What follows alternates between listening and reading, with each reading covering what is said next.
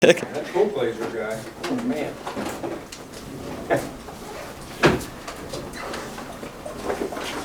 Is there a clicker that goes with the USB in the It's computer? supposed to be. Yeah, it's on the board right there. Oh, Oh. didn't.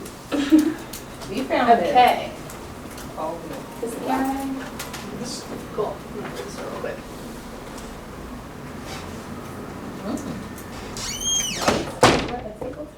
Okay, so we're gonna set the scene. You guys are the Bartow Thunderhooves 4-H Club, which is actually my old 4-H club. That's adorable. And we did a needs analysis, and what everybody wanted to learn was which Christmas tree their family should choose this year for their holiday last meeting before the break. So, let's see. I guess that's pretty much it. I have to do a quick scene set. So, all right, welcome everyone to our last meeting of this year to the Bartow Thunderhooves 4-H Club. Today, as everyone has already stated, we're learning how to select the perfect Christmas tree for your house. So let's go ahead and we are going to start, and everybody look at the back screen back here for a little video Oh, yes. to kind of warm us up. My favorite. Thinking about Christmas trees and which ones would be great for your house and which ones might not be that great. As I turn on the sound. Let's try that.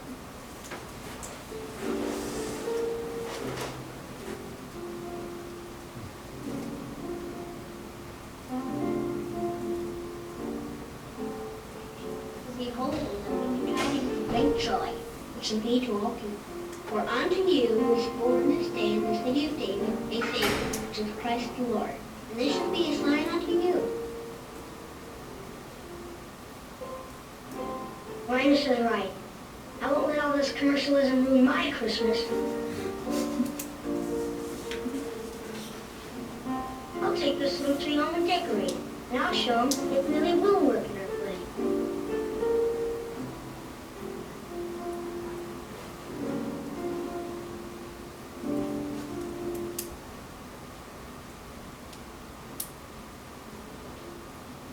First prize? Oh well, this commercial dog is not going to ruin my Christmas.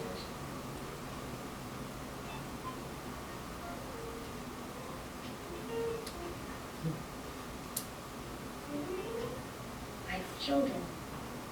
Oh, everything I touch gets ruined. Okay, so we're going to have a little bit of a group discussion here.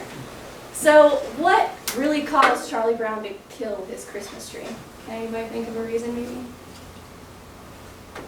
I think the ornament was a little bit too heavy for that particular branch. Yeah, absolutely. Anybody else have anything about ornaments maybe, or yes, I Anna? just wanted to say that the trunk was really small, so it didn't have a lot of support. Yeah, exactly. So it might not have had the support for the decorations that he wanted. So kind of going along with that, what were some of the expectations that he had for his Christmas tree? I thought it was going to be beautiful. Yes, it was going to be beautiful. Yes, Val, what do you have? Well, that they could support the ornaments that he wanted to put on it. Exactly. So he really wanted a tree that he could support with the ornaments that he had on it. So today we're going to learn about which type of Christmas tree should I select based on my expectations in my house. So our first objective is to identify these expectations. Then we're going to learn a little bit about some tree characteristics. And then finally we're going to match those tree characteristics with our expectation. And we're going to pick a tree that is perfect for your house. And then at the end we're going to design an ornament based on that tree. So some tree selection tips. It's important before you go out and find a tree to measure the space that you're going to put it in. Different Christmas trees have different sizes and shapes, so it's important to really identify where you want to put that tree in your house. Following that, the types of decorations. We don't want to end up like Charlie Brown having our tree fall over, or like mine did last Christmas in my house. So it's important to really think about the tree, how strong the branches are. Some people are allergic to Christmas tree smells, and also the sap on Christmas trees, so it's important to kind of think about that, and if you're having maybe a holiday get-together and people are around your tree, to bring that into consideration.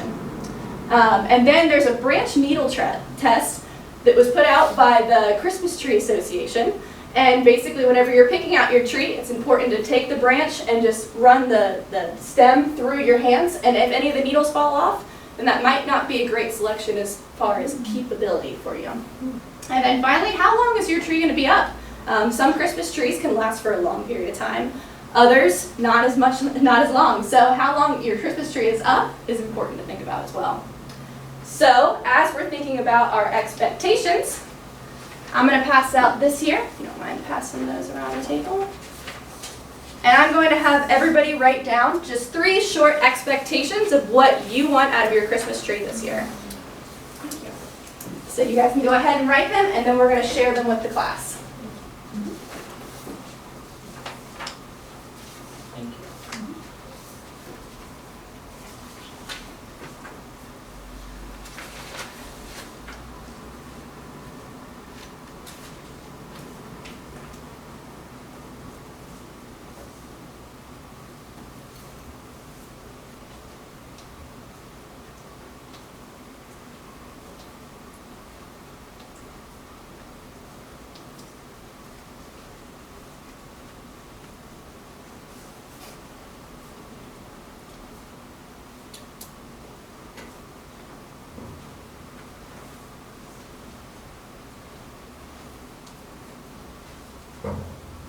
All right. How about this table right here with Blake? What was one of your expectations? I wanted mine to have sturdy branches. Sturdy branches, okay. So you have some heavy ornaments and plans? No. Okay, very nice. All right, what about this table over here? Jen, do you have anything? I put that I want it to smell great. I really like the smell of pine. Yeah, absolutely. Does anybody have anything outside of maybe heavy ornaments and, yeah, I Hannah? had space for lots of ornaments. Yeah, Yes, Good, I said good. fat, for that reason. Fat, okay. Yeah, it doesn't need to be tall, they need to be able to get to where I'm putting all the ornaments, I just want it wide. Yeah, exactly. Did anybody want theirs to be tall as opposed to wide? Okay, yeah. I have tall. You want tall as well? That one vote, yeah. Yeah, I put a She tall just wants the and biggest full Christmas tree. tree. To fill the room. Awesome, awesome. So I want everyone to kind of think about those characteristics in the back of their mind as I'm going through the next types of Christmas trees. So to start off with, there's 5 different types of Christmas trees. Although there are a lot more types of evergreen trees or trees that are green all year long. These are generally the 5 different types of Christmas trees that you can buy, whether it's at a Christmas tree farm or in a store. So the first one is fir. I'm sure you guys have heard of Douglas fir and Fraser fir and all those different types. Then pine, spruce, cypress, and cedar. So as everybody can see on their handout, they have a couple, you guys have some blanks. I'm going to go through the different types of trees and just go ahead and fill out a few of those blanks. And that will help you at the end whenever you're thinking about which Christmas tree was best for your expectations. So starting off with some fir trees. There are a lot more different types of fir trees than this, but we're just going to go over these 3 common ones. Starting off with the Fraser fir. Those that pick this, they like it because it has good form and needle retention. It's usually a dark blue-green in color, and it has a pleasant scent, and it's also easy to ship. So this is why a lot of the times whenever you go to maybe Home Depot or Lowe's, you see a lot of Fraser firs because they're very easy tree to ship. They usually don't get damaged that easily. Following the Fraser fir is the Douglas fir. They have a little bit softer needles, so those of you that might not want heavy ornaments, or might have heavy ornaments like Blake, this might not be the option for you. It also has a dark green to blue-green in color.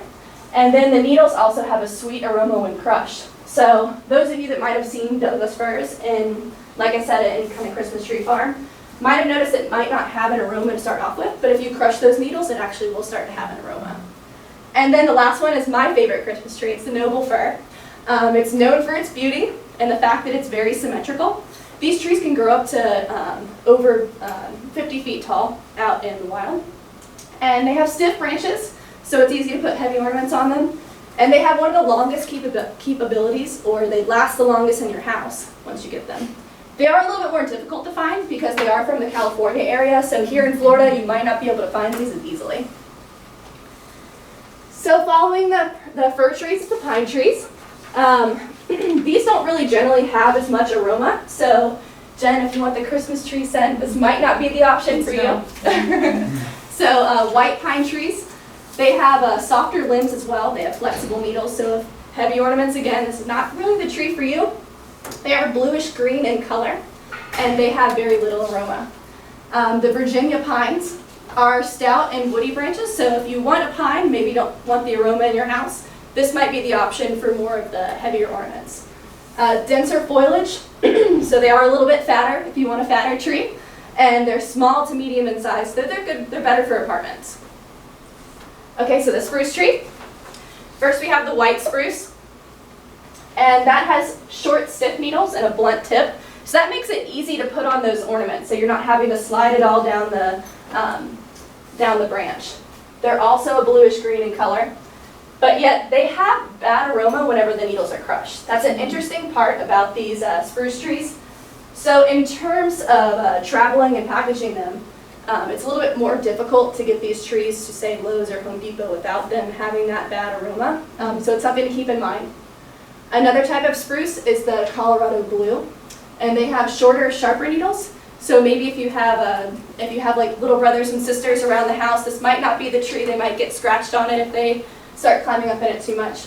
And then they're also bluish gray in color, and these have great needle retention. So our cypress and cedar trees. Interesting fact about the Leland cypress, it doesn't have any sap on it. So if you're allergic to sap, this is the tree for you. It's very popular in the southeast. It grows a little bit more in warmer climates. And it's the dark green and gray in color. And has moderately stiff branches, so maybe not the heaviest of ornaments, but it's still in a nice shape as well. Finally, the eastern red cedar. It's compact and it has softer branches, so again, if you want that really bushy, wide, fat tree, this might be an option for you. It's a dark and shiny green in color. However, something interesting to note, you will not see this tree in any of like the cut Christmas tree places. You actually have to go out to a Christmas tree farm and cut this one down. So do we have any questions on any of the trees? Can I go back to a slide if we missed any blanks or anything like that? Yes? Do you know why they don't, they're not at, why you have to go to choose and cut farm for the eastern red cedar? Is there? I'm not really, this might have something to do with it. They actually use these trees a lot for erosion because they have a different root system. So it might be the fact that they're using that land for other purposes, and then it's great for the land. And also a lot of wildlife likes to nest, because you can see it is like the bushier, so birds like to nest in it and things like that. So that was just a fact on the National Christmas Tree Organization website. I highly suggest if anyone wants to learn more about Christmas trees, their website is phenomenal. It is. Let's see. Okay, so now we can come back to our expectations we wrote in the beginning. And I want everyone to think about which Christmas tree is best for you based off of your expectations. So everyone has the write-up of each of the types of trees. I want you to think about those expectations. Write down 1, maybe 2 Christmas trees that you might want to have in your home this year. And then I want you to write down 3 reasons why that was a good fit for you. And we're going to share that with the class.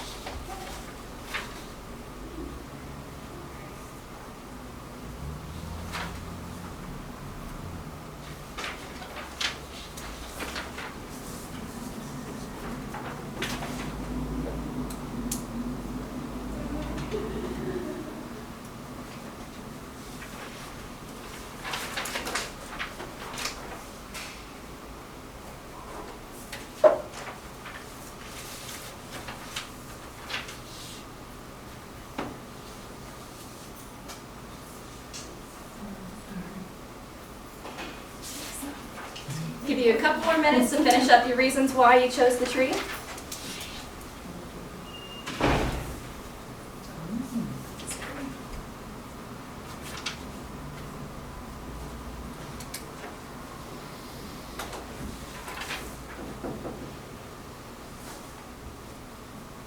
All right.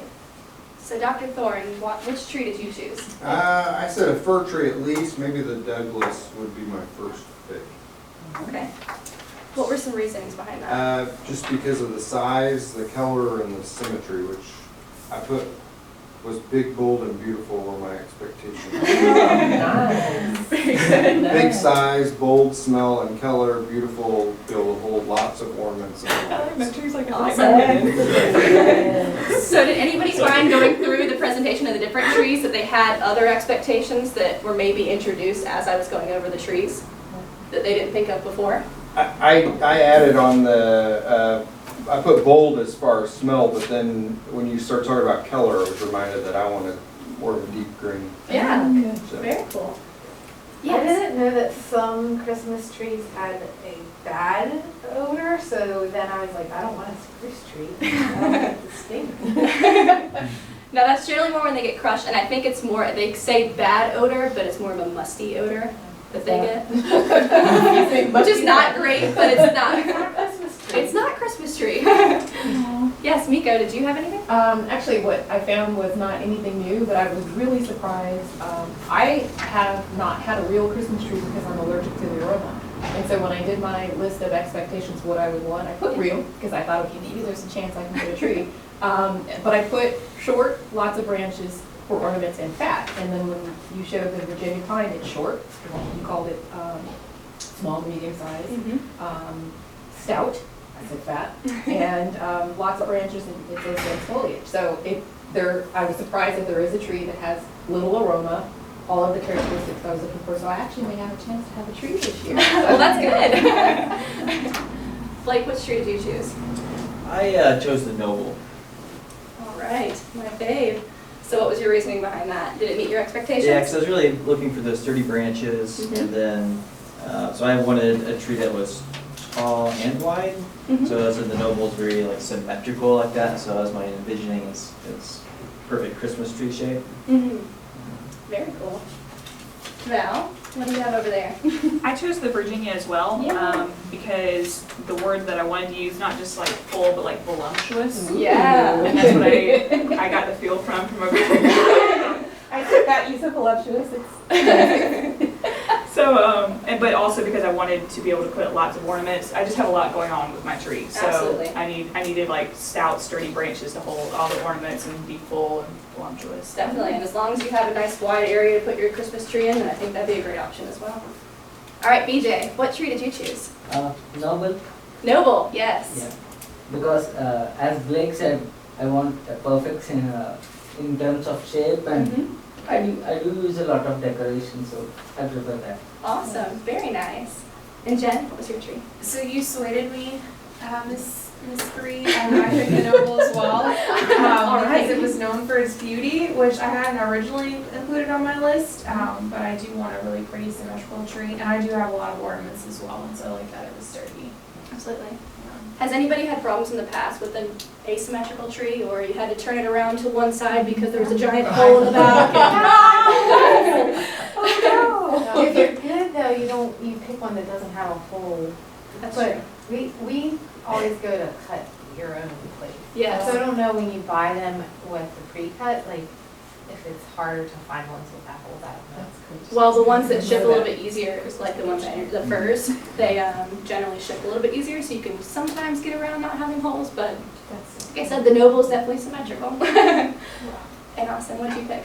I picked the Fraser because it's easy to transport and it smells really good. My focus is on the smell. I want my house to smell like a Christmas tree during the season, so that's all that Very matters nice. to me.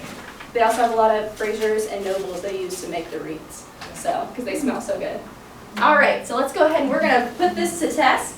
I'm gonna pass out some ornaments, and as you can see on this slide, there are some examples of different ways you can decorate your ornament. So I wanted everyone to keep in mind as they're decorating their Christmas ornament, how sturdy your branches are. So whether or not you make your ornament a little bit heavier, or maybe a color scheme that you're gonna have with your tree for this year.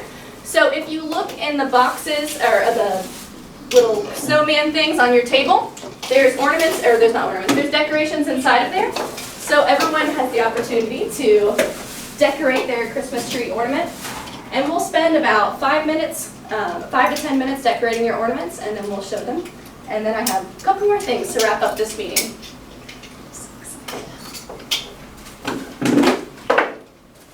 There should be some fake snow and pipe cleaners and little cotton balls of different colors and bells. And stickers.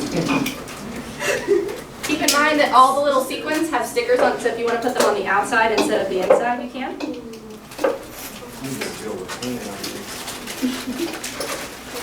I know, I thought about that. I haven't time to try. Oh, yeah.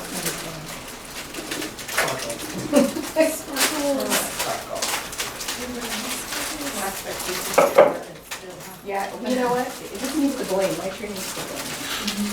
I like that, you know? My wife is like, she just likes pretty shiny. Yep, we'll throw those. I know. We'll throw those in. Pretty shiny. Look at this. Oh, Abby, Abby.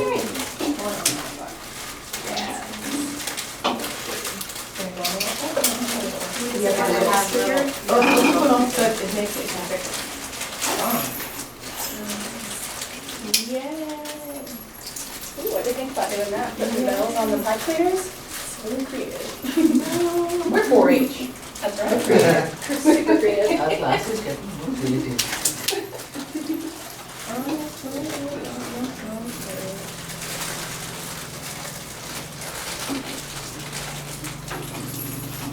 Yeah, like that then.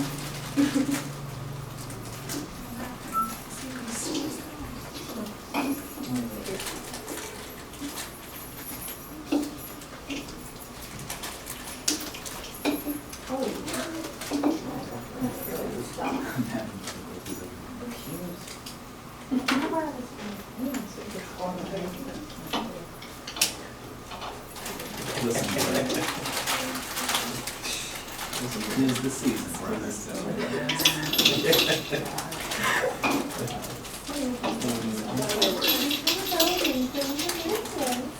Oh, that's nice. What movie is that from? It's a Wonderful Life. Yeah. The greatest Christmas movie of all time. I know, we're about to get the marathons for those. Oh yeah, well, I own all of them. But Do you? Those are nice too. Of course, you don't know. Why wait for it?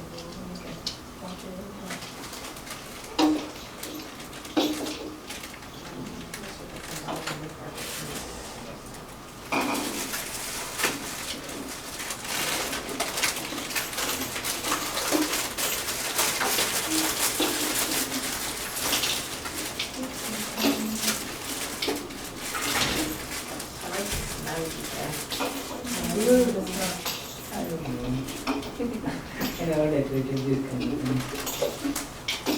I actually haven't done the inside of one of these before. I guess 2 years ago, for my fiance's family, I wrote like all their dates for their birthdays, like in script handwriting on it, and then like a memory. But I've never actually filled in with anything. Oh, okay.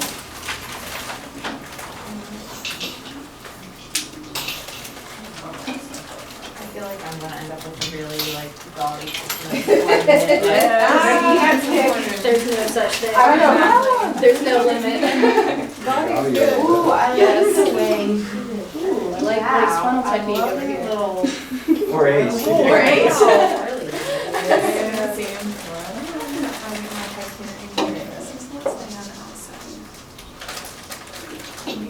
Now, what's the inspiration behind your Christmas ornament? There was no vision at the beginning, so I just wanted to. And there's red gems over there as well. If you'd like me to grab some, if you want red and green. Yes. Okay. Bless you. Oh crap. Jen, when you get a chance, can I have some of those red gems on your left? Oh, these guys.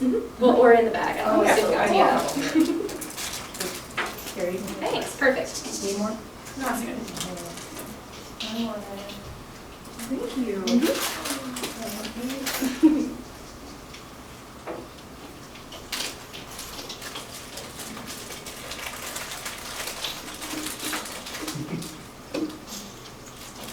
And there's green and red bells over here too, if that makes a difference in your ornament. And then there's gold bells over here, if it makes a difference in your Oh, ornament. yeah, I need some gold. You need some gold? Absolutely. What do you have over there? Oh, gold. Trade. All right. So you take the peel off the white part or the power base? There's a white part as well. Here's some gold. Oh, yeah, you gotta like have a little bit of a nail, I think is the secret. I'm gonna get a few of your green and red ones for the table. Thank you. So we have about 4 more minutes to kind of wrap up our ornament design. We're gonna talk a little bit about what we learned today. So many things. And I'm glad for it.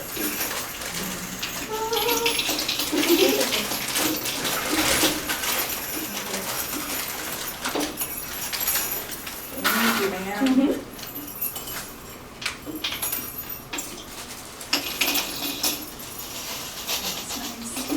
Oh, I like how you made your swirly.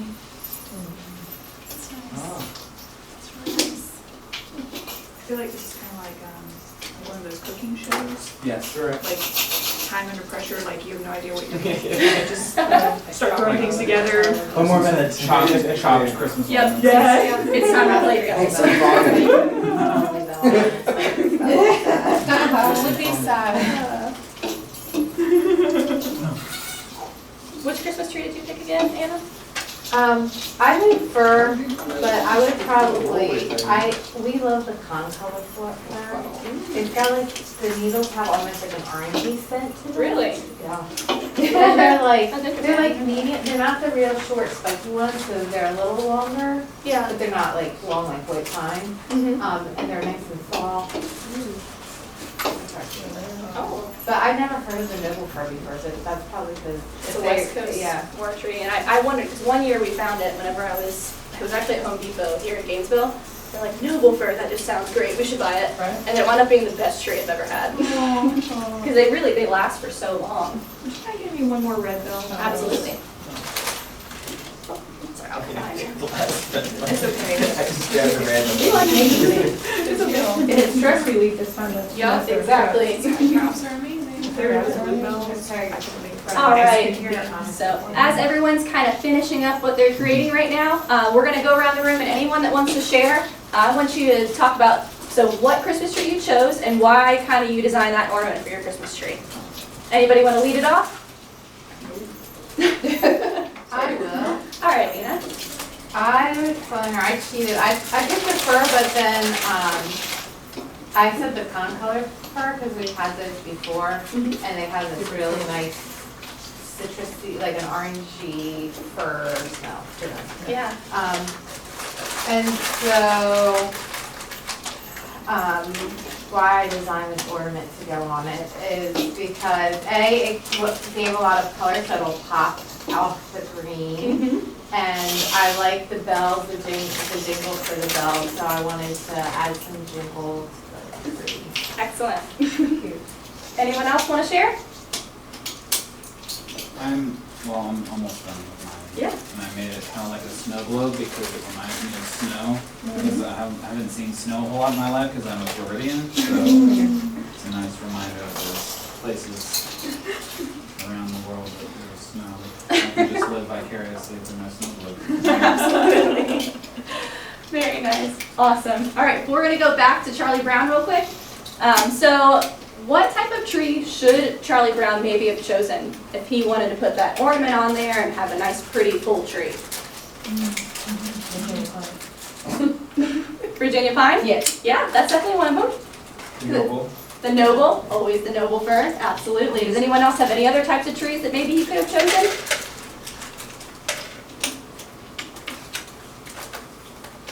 Well, he got a white pine, it looks like a white pine. Mm-hmm. So that was probably not the best because it's got really flimsy branches. Excellent, good identification. All right. So to wrap some things up, our next meeting is going to be on January 11th. Can you believe it? 2017. So don't forget your youth fair forms and your entry fees are due by that meeting. So if you want to participate in youth fair this year, you got to make sure to have your forms and your entry fees by the next meeting. Don't worry, we'll send out another email. And then we're also going to briefly discuss some unique tree recycling programs at that next meeting. So does anybody have any questions before we wrap it up today? All right, well, Merry Christmas and Happy New Year. Merry Christmas.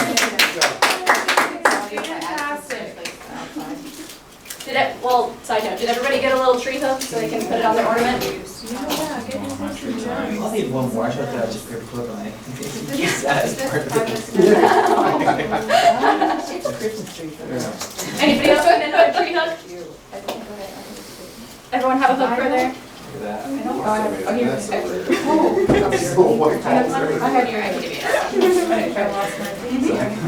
But I did. Oh, no. Which part is the, is it this part? Other way. We should probably, we should do what we do. Like, you should talk about what you like and All right. Yeah. all that. You should Okay. do that. So for this one, Actually, make it. I liked this time that I had more, like, because I know with the cookie thing, I didn't have enough ingredients, so I definitely made sure to make sure both tables had things. Very So they could not, I didn't have to waste time with people walking up here. I wish I would have moved around, I know I moved around the room a little bit, but I wish I kind of would have had some more engaging questions throughout. I feel like whenever you're running through just PowerPoint slides lecturing, I wish I would have maybe thought of a little bit more things. I tried to include everyone by calling on their name when I could remember something they said with a tree to kind of tear that up. But I think I could have done a little bit better job, maybe coming with more interactive activity, just so I didn't do death by PowerPoint for a little bit later. And I like that it was 4-H because it was more home for me. That I kind of brought it back around at the end to like an actual 4-H meeting. Yeah. I'll go. I thought you did an excellent job. I thought it was really nice the way that you started the interest approach. Who doesn't love Charlie Brown? And your PowerPoint was really informative. It wasn't, like, it was nice to see the picture and then that you had a few characteristics, so it was like a good amount of information. And then, of course, it was really fun. Thank you. Yes, Mika? So I want to disagree with you. Where you were saying that you did not do a good job of questioning and that it was death by PowerPoint. I disagree because I really appreciated the way that you asked questions back and forth and then you made sure to integrate those comments. Hey, the Blake wants this type, or Nico, you wanted that, or oh, the Jen, the aroma. I thought that was very well done. And it's kind of hard on your feet to remember those things. So I thought you integrated questioning very well. And I also appreciated the way that, given that we have a smaller class than usual, you didn't have as many like tables. Oh, this table. Yeah. You know, if you'd have just done one per table, which we could have probably ordinarily done, you would have had a big gap, too much time to fill. So by actually sort of systematically going through and giving those of us who are introverted a little bit of a chance to kind of come in when we're ready, you actually asked every single person which type of tree they chose and why. So I thought that was an effective sort of on your feet, quick thinking about how to use the classroom and make your lesson go the way you planned it, and to manage your time well, because you would have been short. Yeah. So very well done. Thank you. I was gonna say, I enjoyed your guided notes. It reminded me of when I taught middle school because I used a similar strategy. And it was like the perfect amount, you know, because sometimes they can be overwhelming. But Yeah. it's just like, you know, a couple blanks and I was able to follow along fine and not get distracted because I'm very hazy. So, it's nice. Thank you. Yes, ma'am. Additional comment to the handouts, I thought what I appreciated was the words that you chose were purposeful in the, like, as we were having to decide what we wanted, like, you didn't just pick random words. Like, I Yeah. kind of hate whenever handouts, like, the guided handouts aren't thoughtful in the sense of, like, what are we really wanting students to retain and think about, like, in a deeper way. So that was amazing. And of course, you did a great job at the end, like, connecting, like, the concepts from, I mean, even with the ornament, because at first I was kind of like, oh, this is kind of random and fun, but really you did, like, integrate so much, and I just appreciate the thoughtfulness. Thank you. Yes, Blake. I was gonna kind of say that as well, like, you know, at first it seems like doing the ornaments kind of like a filler type activity, but then you did a great job of bringing that back, you know, especially at the end, like asking, like, and at kind of the beginning of the activity as well. Like, keep in mind, you know, what type of tree you're going to have and like design that ornament. So, in other words, don't make your ornament too heavy, you know, if you're gonna have a tree that's doesn't have city branches. I thought you were going to fill yours entirely with petals just to make it a heavy ornament. I was thinking about it. Thank you. Cool. Anybody else? Good stuff. Thank you.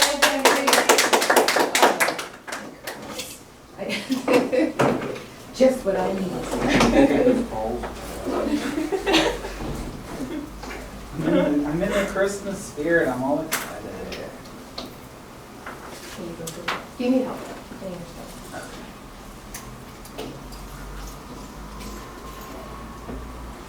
Dr. Thorne, if you wouldn't mind participating participating in my lesson too, because since there were 4 people that aren't here. Oops, sorry. Even though you're gonna work this hard, Dr. Been real, don't want to drink in this. Whoever sits next to me is Oh, man. I know, he dumped them all on me. You didn't use the Blake technique. And this is where you're sitting, Chris. I'm sorry? This is where you're sitting. Yes, ma'am.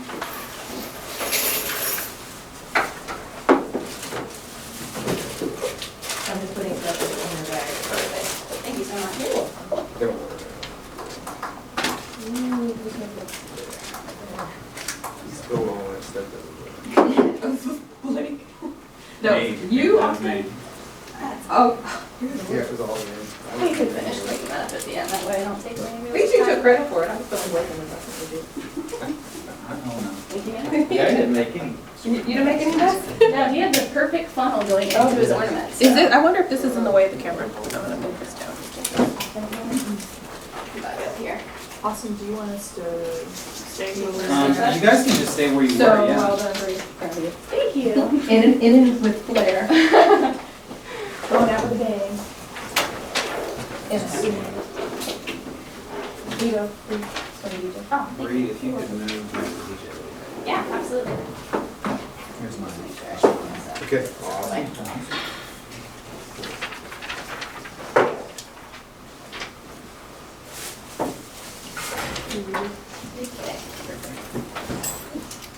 Here we go.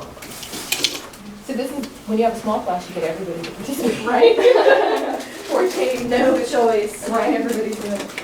Everybody's doing Oh, I Winter like wonderland. it. I like it. Look at that. Right? Just on display. I like the depth of the snow too. Does it remind you of Illinois? Yeah. That's so great, thanks.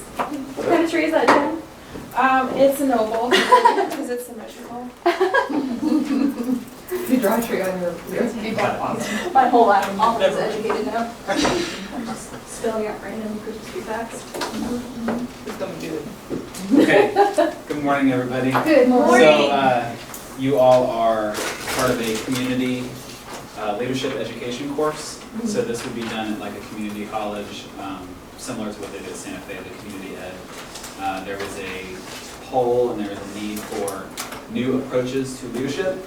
So I'm going to be doing a semester-long course on humility in leadership, and this is kind of the intro first lesson, okay? So our essential questions for today are going to be, what is humility? How can humility be practiced in leadership? And how does humility relate to my life or my work in my field? So our objectives are, we're going to define humility, we're going to discuss how it can be practiced in leadership in our groups and pairs, and then we're going to relate the concept and how it relates to leadership to our own lives. So I'm going to start by showing you a clip, okay? This is from the movie Steve Jobs. So I want you, it's going to be up here, so I want you to, while we're watching, just pay attention to the dialogue that is taking place and the differences in their responses towards one another. I'm talking about the Apple II, which is not just a crucial part of this company's history, it is a crucial part of the history of personal computing. For a time. I can't figure out how to make it bigger. Can you guys see it okay? If I just do it like this? If you do Control Plus and just make the whole screen blow up. Does that work? No. When I did. The least you can do if you're going to downsize these people They're gonna live in the biggest houses of anyone on the unemployment is to line. acknowledge them. Acknowledge them and the Apple II during this launch. This is a new animal. This whole place was built by the Apple II. You were built by the Apple II. As a matter of fact, I was destroyed by the Apple II and its open system so that hackers and hobbyists could build ham radios or something. And then it nearly destroyed Apple when you spent all your money on it and developed a grand total of no new products. The Newton. The little box of garbage. You guys came up with the Newton. You want people to know that. This is a product launch, not a luncheon. And the last thing I want to do is connect the iMac To the only successful product that this company has ever made. I'm sorry to be blunt, but that happens to be the truth. The Lisa was a failure. The Macintosh was a failure. I don't like talking like this, but I am tired of being Ringo when I know I was John. Everybody loves Ringo. And I'm tired of being patronized by you. You think John became John by winning a raffle, Woz? You think he tricked somebody or hit George Harrison over the head? He was John because he was John. He was John because he wrote Ticket to Ride. And I wrote The Apple II. Everybody, I want to clear Nobody moves! You made a beautiful board, which, by the way, you're willing to give out for free, so don't tell me how you built Apple. If it weren't for me, you'd be the easiest day at Homestead High School. These people live and die by your praise. So here's your chance. Acknowledge that something good happened that you weren't in the room for. No. Steve, do it. It's right. It's right. Sorry, but no. Let me put it another way. I don't think there's a man who's done more to advance the democratization that comes with personal computing than I have, but you've never had any respect for me. Now, why is that? I'd at least consider the possibility that it's because you've never had any for me. What is going on here? Nothing. Thank you for your time. And still, she's coming back. You came a half inch from putting this company out of business. Now, who do I see about that? I'm letting you keep your job. You get a pass. You know, when people used to ask me what the difference was between me and Steve Jobs, I would say Steve was the big picture guy, and I liked a solid workbench. When people ask me what the difference is now, I say Steve's your products are better than you are, brother. That's the idea, brother. And knowing that, that's the difference. It's not binary. You can be decent and gifted at the same time. Okay, so based on their conversation or disagreements, what was the nature of the disagreement between, so that was Steve Jobs and Steve Wozniak. Basically, they both collaborated to make the first Apple computer together. So what was the nature of the disagreement there? Really, you don't really have to have a context of what they were talking about, but just how they were talking to one another and their perspectives. What was the difference? Jen? Oh, Go ahead. BJ, do you want to say something? No, please. You can. From what I understood, Steve Wozniak was saying that the team had created the iPhone 2, and that I don't think Steve Jobs had a direct role in that, or maybe they kind of went outside of what he wanted. Mm-hmm. So he was saying just acknowledge that you have good people here, thank them for their contribution. Mm-hmm. And Steve Jobs was like, no, I'm amazing, and nothing great ever happened outside of me. Yeah, so the difference would be Steve Wozniak wanting Steve Jobs to acknowledge that there were other people that were an integral role in this process as opposed to just him, right? Mm-hmm. BJ, did you want to say something? Yeah, that's the thing which I wanted to say. Okay. Acknowledgement. He didn't acknowledge anyone. He didn't acknowledge anymore. How do you think did you want to say something, Blaine? Yeah. Oh, no, I was answering the second question. I was just about to get into that. So how do their values align differently? So I think the video kind of hit on that a little bit where when they're arguing that Steve Jobs was a more of a visionary, grand scheme thing, and then Wozniak was more like the process and the integral component to make that vision happen. Yeah. So they are both working towards the same goal, but both of them have different approaches. Both of them have different kind of ideologies. Steve Jobs is kind of, I like to think, as the great man mentality, and whereas Steve Wozniak was kind of behind the scenes. And so today we're going to kind of break that down and see what that means for leadership. Okay, so I want you to just think for a second. When you think of the word humility, what comes to mind? What people come to mind? What phrases come to mind? Think of the word humility.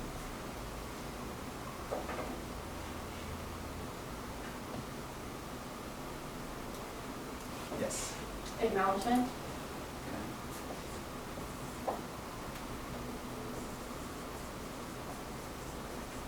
I'm gonna spell some things wrong. Anna? Admitting, maybe when you were wrong or weaknesses or something. Admitting when you're wrong. Good. Val? In tandem with that, like, self-awareness. Yes.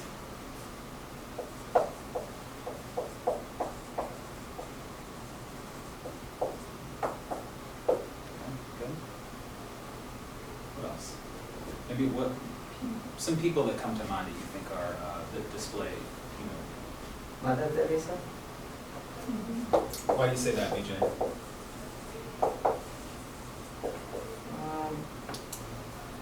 She dedicated her life for helping others. So she kept her in their place, and she didn't enjoy any sort of comforts, and she lived along with them. I mean, she took the pain along with them. Yeah, so she was working with the people, serving people, very altruistic, but did not kind of get wrapped up in the recognition for all of her good works that she was doing. Very good. Anything else? Yes. Say, like, people first or team first, so like someone that's humble, they don't need to be up front, but they're willing to acknowledge the other people that contribute to the process. Very good. Yes. I think it's Tim Tebow. Why do you say That's where Timmy? you were like to go. Yeah, just came to my mind. I just think that he was always there to congratulate his team and to not just say, I'm the quarterback, I did everything, but hey, the defense did a really great job this team holding up, their end of the side. So, I just think Acknowledging people that contributed to, it wasn't just him that won the national championships when he was here, it was other people too. Yes. But I was going to say sharing the credit, and I think that definitely illustrates that sharing credit. Very good. Y'all did a great job with this word map. So these are some integral parts in what humility is. And we're going to go over, I'm going to show you some basic definitions of what humility is. So we'll start with Gandhi. It is unwise to be too sure of one's own wisdom. It is healthy to be reminded that the strongest might weaken and the wisest might err.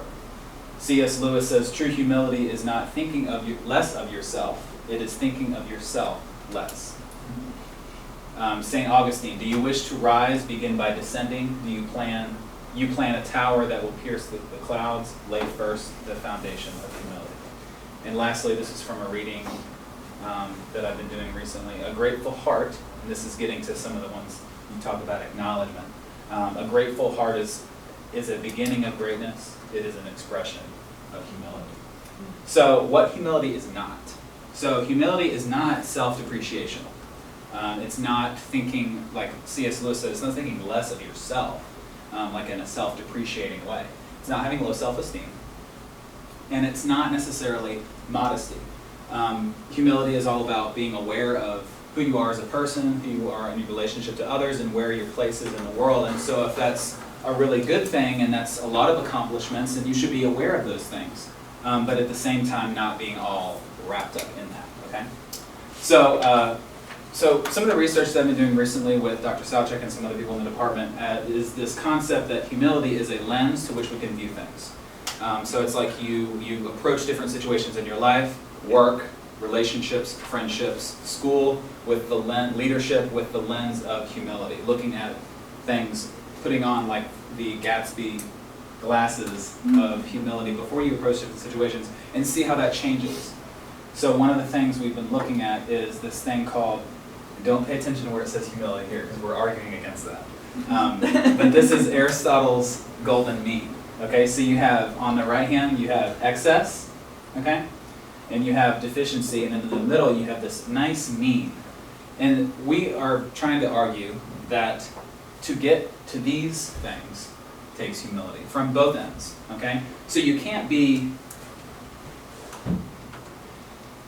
cowardice, but you also can't be rash in your thinking, but you want to get to courage. Well, you don't want to self-depreciate yourself so much to call yourself a coward, but you also don't want to be extremely rash. So if you're taking humility from both of these lenses, you get to this middle part. Calling yourself a sloth, lazy, things like that. You don't want to be these things. You also don't want to be greedy. So we're taking humility and we're looking at from both ends to get to, we all want to be ambitious. And so that's like a nice, happy medium, okay? So what I'm gonna have you do, I'm gonna have Jen and Miko, you guys are gonna be a pair. You all are gonna be a group. You three will be a group, okay? So I'm going to give you pictures, okay, that represent problems in leadership. Now this doesn't have to just, don't think of it in like a certain context, just think like broad, like when we're trying to display the leadership qualities in our life and in school and work, these are problems that arise, okay? So when I pass out these pictures, I want you to think about, okay, what does it represent and how can I approach this problem with humility? And I'm gonna walk around, it's a little ambiguous, so I'm gonna walk around and provide a little bit of structure, okay? And I'm also gonna pass out the definitions of humility to help you, and then I'm gonna give you like some time to talk about and discuss, and then we're gonna share our findings. Okay, so the groups of 3, you're gonna get 2, okay, and you all will get 1. Okay.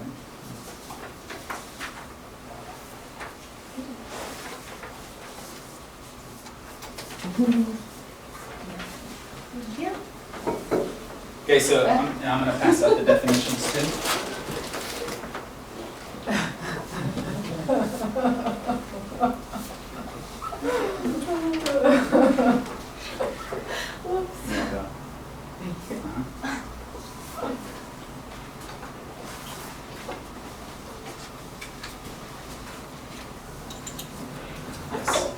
Would you mind, maybe I missed, what are we doing again? You said it. Okay, so these all represent a problem in leadership. Right. So identify what you think that picture represents, and then try to solve it with humility. Okay. How do we approach it with humility? And so I'm going to come around and just, because some of them, everybody has a different interpretation as to what it means.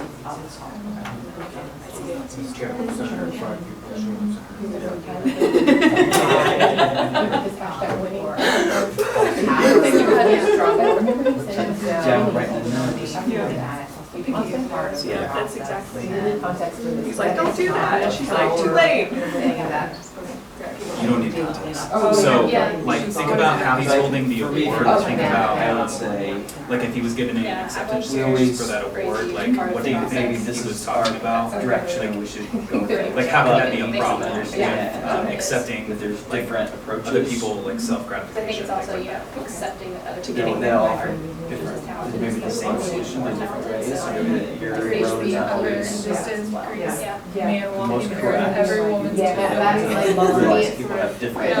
If you're the same path. No. I'm amazing. What do you think that It was very much a pride thing, like, You did the I right really thing by missed voting something for very me. happen that I wasn't a part of. I like And that so distinction. I would I think about I was charged with my word, talking about it. that It's is the same way, like there's this ultimate goal where they want to go career wise, but there's several ways they can go about it. When awards and everything about it, They're not expecting a story that I feel like they're have crying, these- oh my gosh, thank you I so guess much, about you know, humility, they so come it's with a like, small how list do you of understanding acknowledging of, everyone. again, that there's not one way that So what having humility, that, that there could be a lot of different ways of getting there. I don't know, I like that. That's good. You're right on. Okay, great. Whatever it is. Must have been for, yeah, you see this, these are What do you guys right? think? This is not TV show. Representation. So we were just getting into Yeah, we did the first one first because we thought. How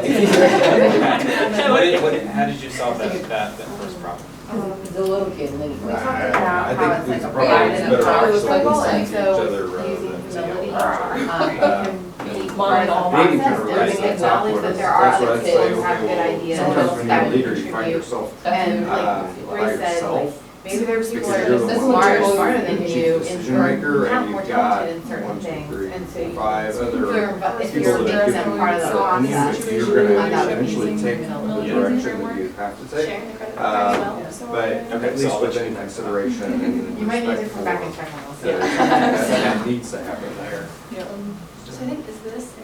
Are we, so we're addressing That's how just we an would absorption with- solve this leadership conundrum through a humility lens? Part of this maybe is like, obviously, like, accept maybe that. Come off the top. Yeah. I guess maybe Acknowledge other people that contributed to your success. self-control. Okay, I'm gonna give you all a couple more minutes. Instead of an indignant heart. Yeah, and I could do that people were maybe. 2, 3 more minutes, and then we'll share. Of this and like, okay, let's just start, Yeah. and it didn't come together. So this put other, our heads this other together. picture, And some are necessary, what do you think What? that one represents? and some might be Pretty straightforward, necessary. or? Yeah. Where to start? Then you have to Yeah. I said, he wants to hire Or 5 if people, they're and she like- wants to hire 1. Like, It's just an argument, it's better off if 5 they feet would probably. perhaps Yeah. listen to each Seems like other, he Yeah, uses his so- fame consider each just for other's himself, So like that other opinions. locations It's and probably gonna have to be a others. compromise, so Yeah. instead of Use 5 their- and 1, you may end up hiring 3. Yeah. Wish I could just punch him in the face. It's like she has a. Oh, yeah, it's just there might be pretty some excited oral that he's doing influence. it. Yeah. I think Which it's, stems from like not. this is all. Well, so what do you think that, Or, you know, he like wants to have 5 It's percent. a little big, the big, maybe One noble. I thought it was an arm wrestling match at first. No, you can't be Because like. I realized I it thought was maybe just they people. were impulsive with starting, like I think each on one end. okay, yeah. So That's or how all our incisive family, about That's right. gathering. where to start, or, you know, I agree. like, so that some people, So bad like take that that. time to address those We don't ever that plan clear it out plan like before that. starting. We did last year. Would be- We probably did last year. Now, think about this. Yeah, Definitely like, had a clear like, plan yeah, before, yeah. but since we've gotten to Himself, this point, yeah, with- When I got down to her and I. Just being himself on camera. the bridges are not gonna connect if they're like this. Yeah. So someone has made a. That's all you, that's her mother gave you. Okay, so Hard. we as You leaders. got too late. No, no. I heard that It you accidents. What I did is I sold Little properties thing on going one side of the on. board and Yeah. bought my properties back on the other, or mortgage played Yeah, the we're game. gonna put you up on That's- that. Okay, everybody, so what I'd like you to do, when I go to each group, I would like you to hold up one at a time the pictures. I want you to tell the rest of the class what that picture represents from a leadership standpoint and how you used humility as a lens to approach that problem differently. Okay, so we'll start with Jen and Okay. I'll describe what's happening and then talk about the humility piece. Oh, okay. So this is Charlie Sheen, yeah, I can and show it to everybody. he is accepting some type of film TV award. We don't know exactly, but essentially you can tell from the way that he's holding this award that he's pretty proud of himself, and it seems like he's saying like, "I'm awesome. I won this. I deserve this." Doesn't seem like there's any acknowledgement of other people that contributed to his success in any way. Just seems like. And like other situations, sometimes when people win awards and they're surprised, they're very like humble and they're very like, oh my gosh, thank you so much. Like I can't believe, you know, that I've gotten here. Where he seems like I'm awesome and I deserve this.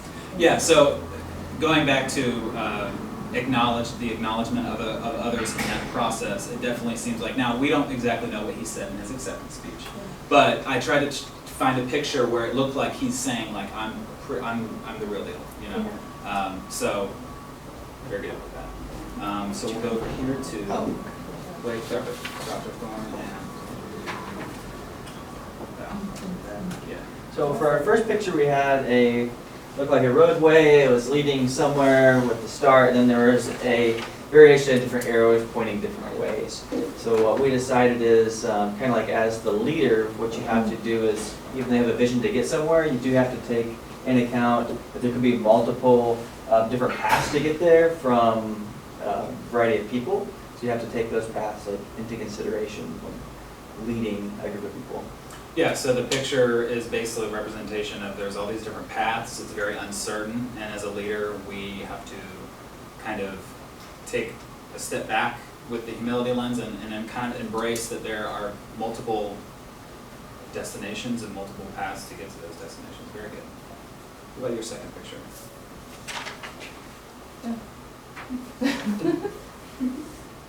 So we said that he wants to hire 5 people and she only wants to hire 1. And so they would need to step back and maybe have a better discussion about what that might be, you know, in their startup company. So there may be need to compromise, and I think that goes along well with the definition that talks about thinking, you know, doesn't mean you think less of yourself, less of your own idea, but think of your idea perhaps less, and considering others. So there may be need for compromise in that type of situation. Yeah, so the kind of essence of that picture was there's a problem with the argument.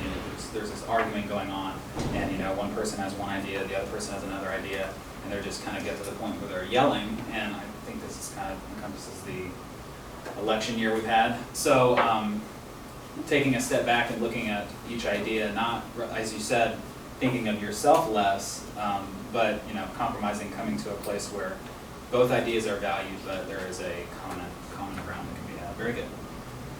BJ, your group. Picture looks a little I know, familiar it's from my familiar. previous lesson. Okay. So what's kind of the problem going on here, and how can we look at it from a lens of humility? So we said there's definitely some pride and power struggle there. And so by becoming part of the process, implementing humility and becoming part of the process means acknowledging that other people have something to offer that might be as good as your idea or even better. And so it takes humility to step down and recognize that, acknowledge that, and include others in that process. Very good, yeah, so we have this picture of the boss and the followers pointing the direction of the mission, wherever the company or organization is headed. And if we look at this from a humility standpoint, we can say that, the leader might not have all the answers, and some of the followers could have the answers to whatever problem is happening. And if we step down off that pedestal, we could possibly serve our followers and empower them more to contribute. Very good. All right, and our last image. We have quite the problem. So we said it could have been caused by impulsiveness or indecisiveness. Indecisiveness, yeah. Yes.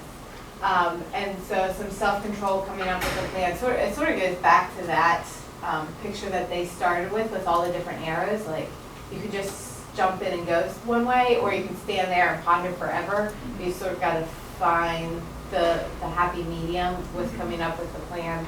At this point, humility is accepting responsibility that there's a mistake and coming up with how to fix it. I think somebody's getting a bonus lane on their bridge, I don't know. Yeah, so clearly there's been a mistake that's been made. The bridges are not connecting and they've already been built. So we are looking at this from a humility standpoint and saying, as a leader, we're not perfect. We're not. We make mistakes in leadership roles, and coming from a lens of humility is admitting that and accepting that, and moving forward as a result, and not staying stuck. Excellent job. Okay, so based on the article that I made this lesson from, there's been studies that have been done on humility in the workplace, and if leaders kind of attribute humility to their leadership style, employees basically they perceive altruistic behavior from their managers and reported being the employees themselves and reported being more innovative, suggesting new product ideas and ways of doing work better. And the employees were more likely to report engaging in team behavior and going above and beyond the call of duty in the workplace when they see a leader who displays these attributes. Okay? So our last thing for today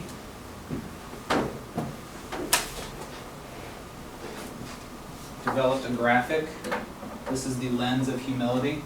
So each of these are just three areas in our life. Okay, what I want you to do is looking at these areas from your life, think of kind of a problem or an issue or something you could look at differently with humility and just jot it down real quick. How could you approach this area differently with humility?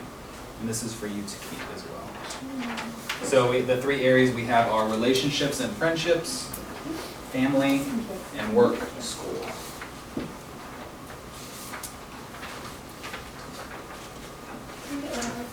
Sorry.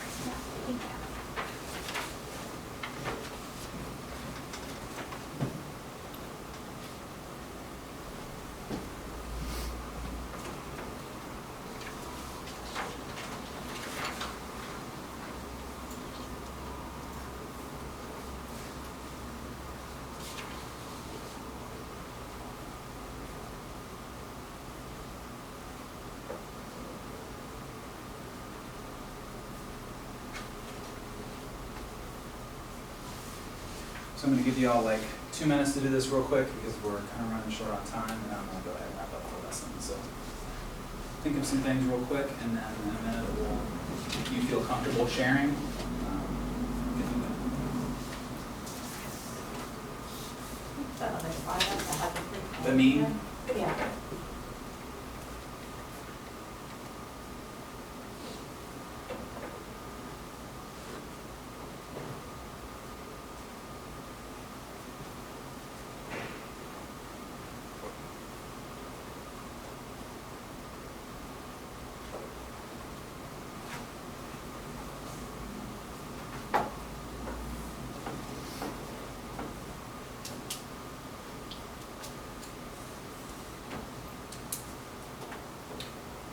Okay, do we have anybody that would like to share an area that they felt pretty strongly about, that they could use humility in, an example? Val?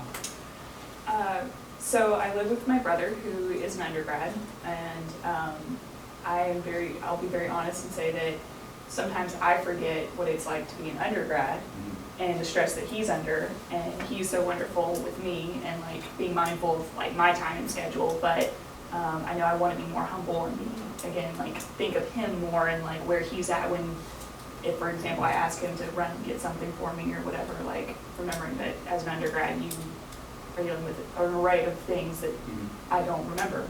So you're viewing your relationship with your brother from the perspective of humility and looking at things more through his viewpoint rather than yourself. Very good. Maybe have one more and then we're gonna free. So my fiance and I have different problem-solving styles. And so basically practicing composure, but also understanding that there's different viewpoints other than my own that I should take into consideration. So being humble from that aspect. So acknowledging that you have differences in your problem solving. And that I might react to things more strongly, but being self-aware, like we talked about earlier. Yeah. To understand, okay, that might not be taking well at people. Both of you being aware of these are my strengths and limitations with the problem solving. Excellent. Okay, so our final thing is I'm going to play a clip from the movie Mean Girls. Okay, and I want you to think about while you're watching this, how does it differ from the clip I showed you at the beginning of class? Okay, do we have all of our nominees for King and Queen on stage? Okay, good. I just wanted to say that you're all winners. And I could not be happier that this school year is ending. Here we go. The winner of the Spring Fling King, Shane Oman. Yes!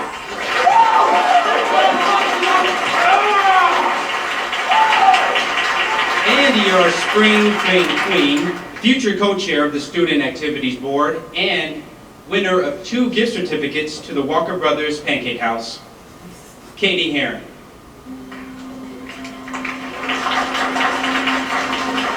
Where is Katie? There she is.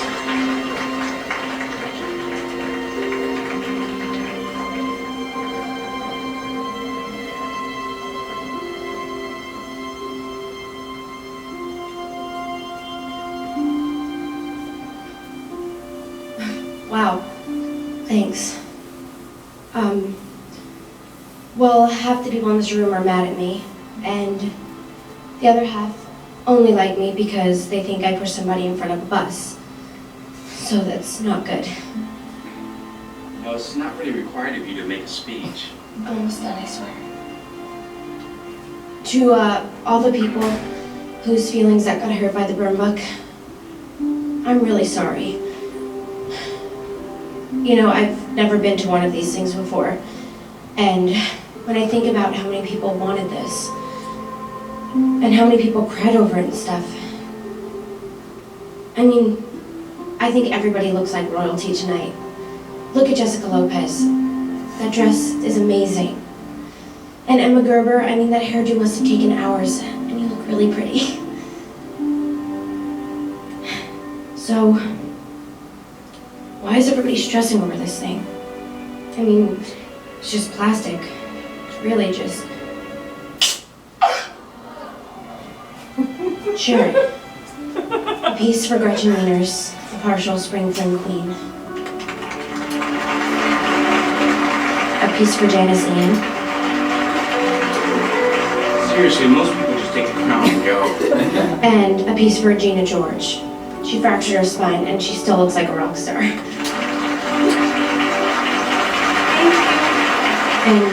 some for everybody else.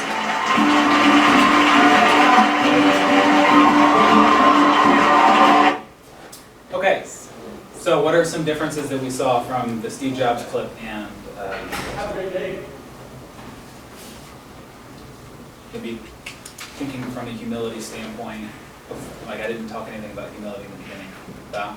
The big thing that we noticed in the first clip was the whole lack of acknowledgement, whereas she started off immediately and throughout like acknowledging other people, and so that was a cool approach. Very good. Very good. I think it was interesting because there was still that contrast of impulsiveness from the, not president, principal. Like, hey, you really don't have to do this right now. Like, Yeah. he wasn't wanting to engage in the whole humble aspect of everything, but. Yeah. Very good. Very good. Okay, so next time, we're going to talk about how a person develops humility. Are there certain moments or experience that foster a deeper sense of this concept? Thinking about humbling experiences in your life, be prepared to discuss next week on what some of those experiences were. That's all. Feedback for officers before we. I loved your positioning of the two contrasting video clips at the beginning and the end.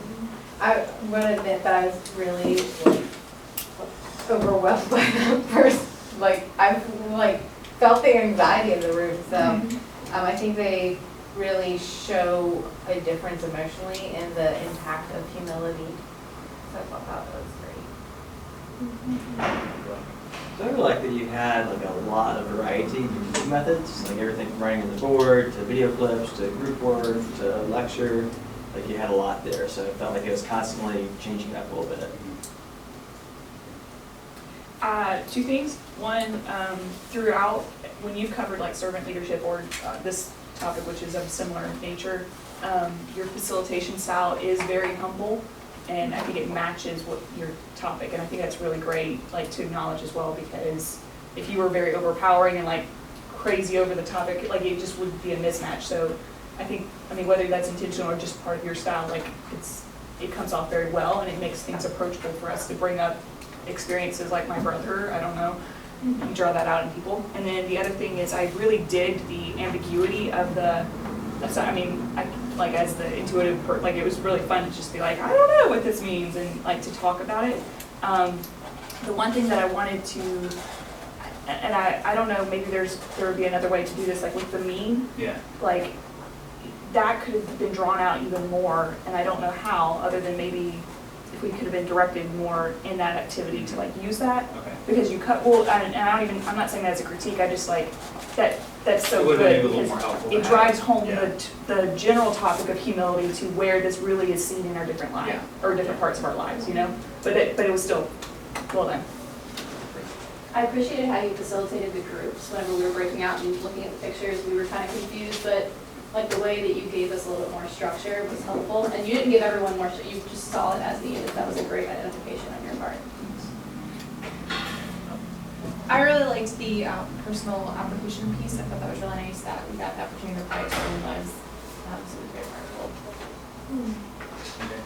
powerful. You had a great starting, interest approach, and after that nice handouts, and finally a good ending. Overall, that I want to learn from you how you maintain the composure throughout the entire presentation. You feel so self-composed, and that's the thing which I want to learn from you.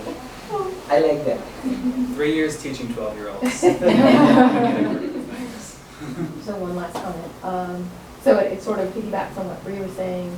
I really, and Blake, I really appreciate with the variety of activities that you did do with something that's very conceptual and it's new. A lot of us obviously cannot have had our own research on humility. A lot of the topics that we see, we've got some sort of prior knowledge that we draw upon for looking at these things. And I thought you did an excellent job of framing what you wanted us to look for, even though you didn't go too deep in instruction, like here's what I want you to get out of it. And it takes a little bit of self-composure and restraint as an educator to not give out the information. And so I appreciated even from the very beginning video, even though it was very sort of tugs at you and it's emotional, you framed what you wanted us to look for so that we could identify it in all of that. We were still going to be mindful of that. And then with each of the variety of things, you were able to sort of guide us to the point that was not overkill, but that we could draw out what you wanted. I thought that was very well done. Good. Now we'll take a break, Blake. Thanks. Awesome, very welcome.